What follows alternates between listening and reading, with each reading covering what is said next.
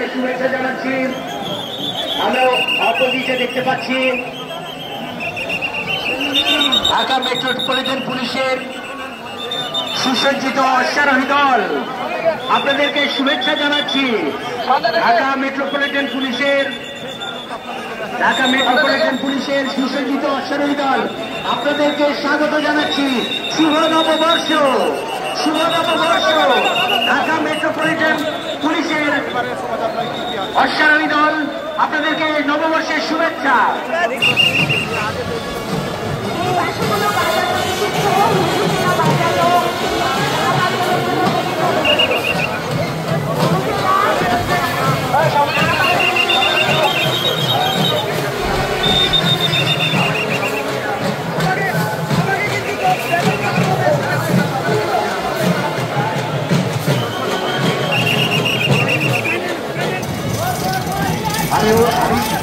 এরপরে আছে কৃষক দল তত্ত্বাবধানে মূলধারা বাংলাদেশ। কৃষক দলকে অভিনন্দন, কৃষক দলকে অভিনন্দন। শুভ নববর্ষ, শুভ নববর্ষ 1432। সবাই একসাথে বলবো শুভ নববর্ষ।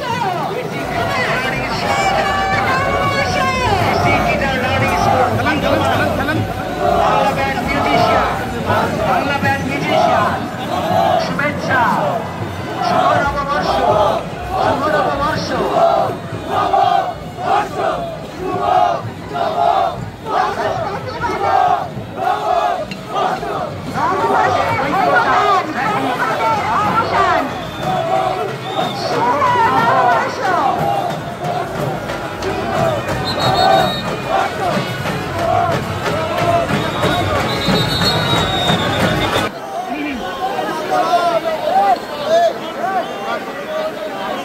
এরপরে আমি দেখতে পাচ্ছি আমাদের ঘোড়ার গাড়ির দল। আপনাদেরকে শুভ নববর্ষ, আপনাদেরকে জানাচ্ছি শুভ নববর্ষের শুভেচ্ছা।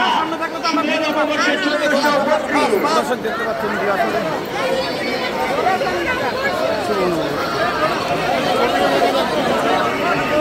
এই একসাথে যান, এক লাইনে যান না কেন? শেখ হাসিনার ওনারা এর আগে জ্বালিয়ে দিয়েছিল। জ্বালিয়ে দেওয়ার পরে আরও ভয়ঙ্কর ধারণা করেছিল যে না আমরা জ্বালিয়ে দিয়েছি অর্থাৎ এটাই শেষ। কিন্তু আসলে শেষ বলতে কিছু নেই। আপনারা দেখতে পেয়েছেন যে মানুষ চাইলে অনেক অসাধ্য কাজটি মানুষ করতে পারে। শেখ হাসিনা যেভাবে মাথায় কাপড় দেওয়া হয়েছে সেভাবে আপনারা দেখতে পাচ্ছেন যে কাপড় দিয়ে মাথা ঢেকে দেওয়া হয়েছে। সেম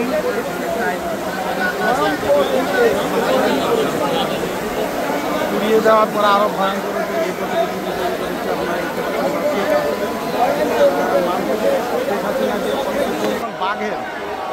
বাঘের প্রতিকৃতির সামনের দিকে অগ্রসর হচ্ছে।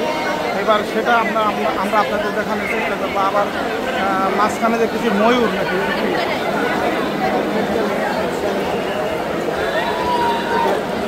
কত সুন্দর করে পাখি আপনারা দেখতে পাচ্ছেন।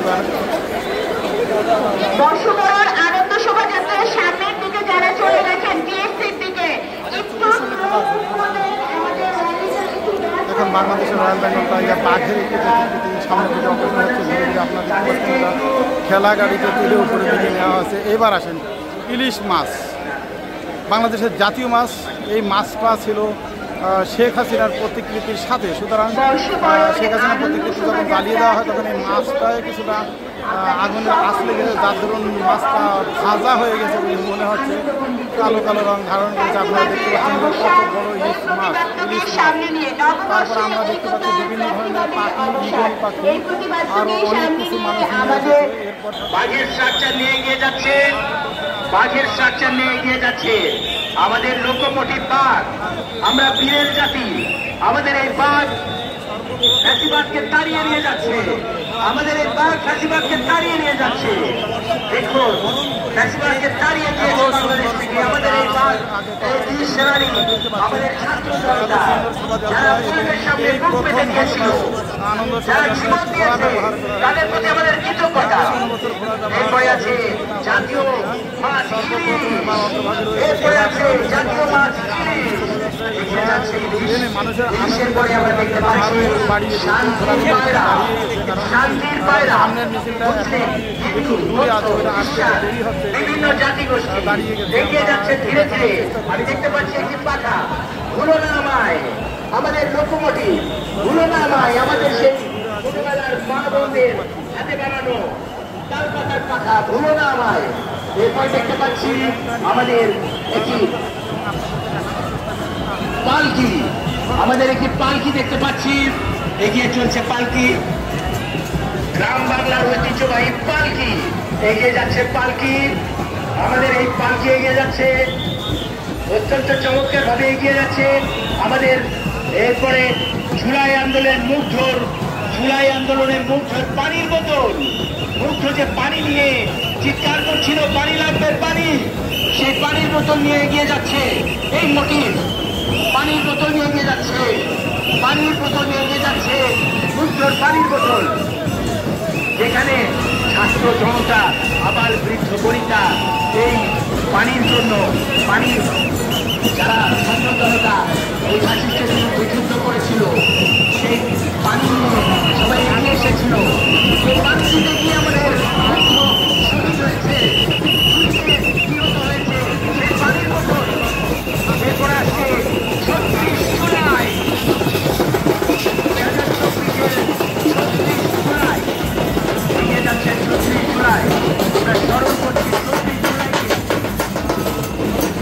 এরপরে ফিলিস্তিনের প্রতি সংহতি জানিয়ে, ফিলিস্তিনের প্রতি সংহতি জানিয়ে আমরা দেখতে পাচ্ছি তরুণদের পানি, তরুণদের পানি দেখতে পাচ্ছি ফিলিস্তিনের প্রতি সংহতি জানিয়ে।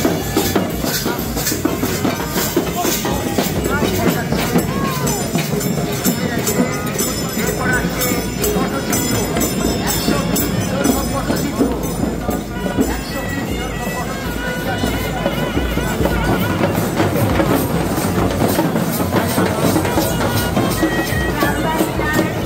এগিয়ে যাচ্ছে।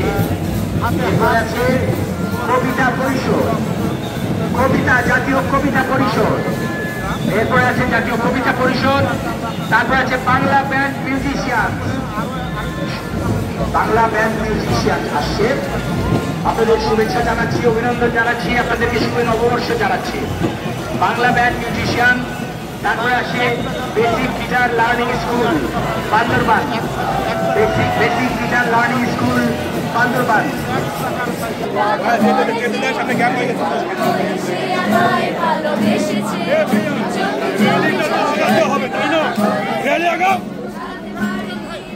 এখন আপনাদের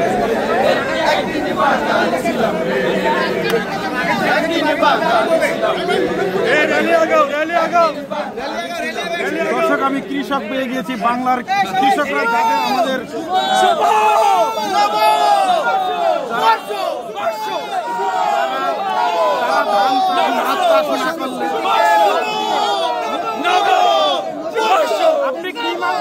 আপনি কি মাছ ধরেন? আমি সব ধরনের রুই, কাতলা, বোয়াল সব ধরনের মাছ ধরি। আর আপনি কি ধান চাষ করেন? আমি অনেক রকমের ধান চাষ করি। অনেকে বলছে যে সানগ্লাস কেন করেছি, নতুন বাংলাদেশে আমার কৃষকরা রোদে পড়বে না, সানগ্লাস পরে কাজ করবে বলে দিলাম। আচ্ছা, আপনি কি পিঠা তৈরি করেন? পিঠা, কাটা পিঠা, পুলি পিঠা, আর কত কি। এটা নিয়ে কার বাসায় যাচ্ছেন? এটা আপনাদের খাওয়াতে নিয়ে যাচ্ছি।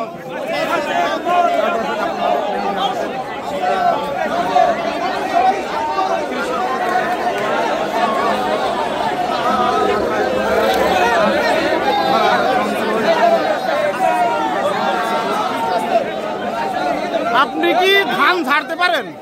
জি ভাই, পারি। একটু ঝেড়ে দেখান তো দেখি। থ্যাংক ইউ, খুব সুন্দর হয়েছে। ধান ঝেড়ে দেখানো, এটাই কি? যারা ধান নিলাম, হ্যাঁ, নিয়ে কি করবেন? জমা ভাঙাই দেবো, ভাঙলে চাল বানাম, এরপরে আবার পিঠা খাওয়া দেবো। আমরা সকল সবজি, শাক, লাল শাক, কুল শাক, তারপরে কাঁচা শাক, টমেটো, আলু। আপনাদের কারণে কি বাংলাদেশের সবজি বাজার স্থিতিশীল? হ্যাঁ, আপনাদের সবজির কারণে কি বাংলাদেশের সবজির বাজার স্থিতিশীল হয়েছে? আলহামদুলিল্লাহ হয়েছে, অবশ্যই হয়েছে। আগে আমাকে সবজি আসলো, সবজি গোডাউন আঁকেয়া কমতি অভাব অভাব, এই আবা এই কামগুলো করছে। এখন দেখছেন রোজায় আলহামদুলিল্লাহ শান্তিতে আসলে মোরা কৃষকরা আলহামদুলিল্লাহ। পেঁয়াজ কিনছি কয় টাকায়? 30 টাকা 25 টাকা কিনছি না। এখন মগু সবজি মোরা মন মতো বেচতে পারি, মোরা মন মতো খাইতে পারি। ইন্ডিয়ায় পাঠায় না আর অভাবও পড়ে না, হুদাই অভাব দেখাইছে এত বছর। আপনারা এই যে পেঁয়াজের দাম, আলুর দাম এবং তরমুজের দাম কিভাবে কম রাখলেন এবং কি ধরনের ফসল ফলাইছেন এই বছর? এবার মাটির গুণে আল্লাহর রহমতে পেঁয়াজ অসম্ভব রকম ভালো ফলাফলছে। আমাদের পরিশ্রম সার্থক হয়েছে, আল্লাহ আমাদের পরিশ্রমের দাম দিয়েছেন। পেঁয়াজ এত বেশি ফলন হয়েছে, আলু এত বেশি ফলন হয়েছে, তরমুজের এত বেশি ফলন হয়েছে যে সেটাতে আমাদের দামগুলো মার্কেটে আরো কমে গেছে। যত উৎপাদন হবে তত দাম কমে গেছে। ভাঙতে হবে। এই আমরা কৃষকরা উৎপাদন করলে সিন্ডিকেট এমনি ভেঙে যাবে। এই জন্য কি এবার দ্রব্যমূল্যের দাম কম?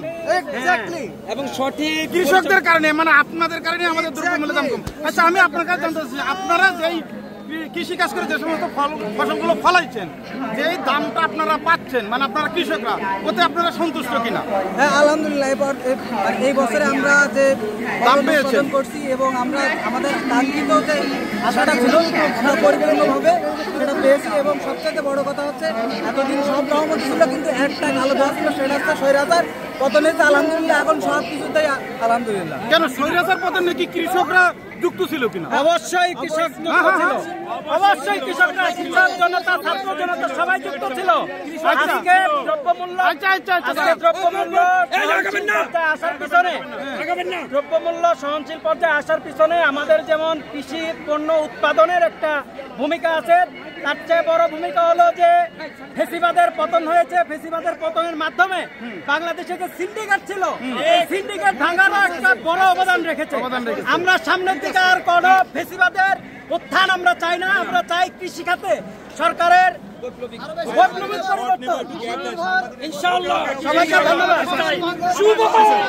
আন্দোলনে কি কি নিয়ে নামছিলেন? আমরা আমাদের সর্বস্ব নিয়ে নামিয়েছিলাম। কি কি ছিল?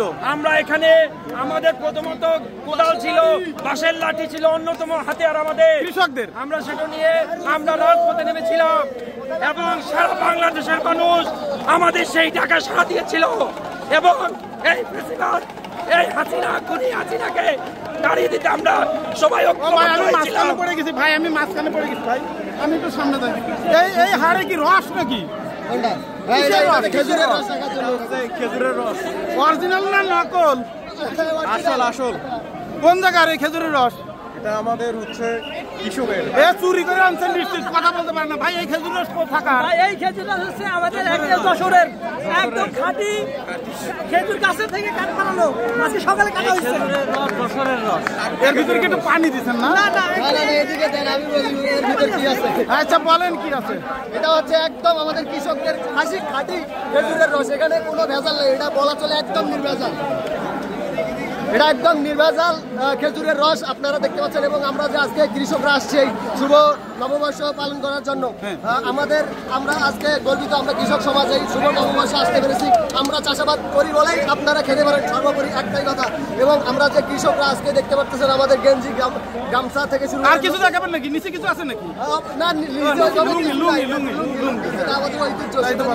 কি বলতে চেয়েছেন যে নিচেও আছে গেঞ্জি? ওইভাবে কিছু নাই, নিচে আর কি লঙ্গি আছে। আমাদের পাচন টাচন নিয়ে আসেন নাই তো? আবার পাচন টাচন এত কিছু নাই, আমরা ডিজিটাল লোক।